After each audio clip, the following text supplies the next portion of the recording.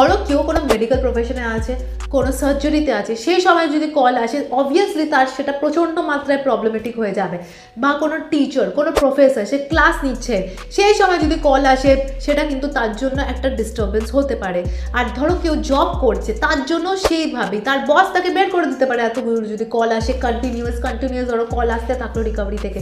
তো যেরকমভাবে জরুরি যে কল কটা থেকে কটা করতে পারবে ওরা সেটা মেনশন করা, সেইভাবেই কিন্তু এটা জরুরি যে কটা থেকে কটা ওরা কল করবে না সেটাও আপনাদের মেনশন করে দাও।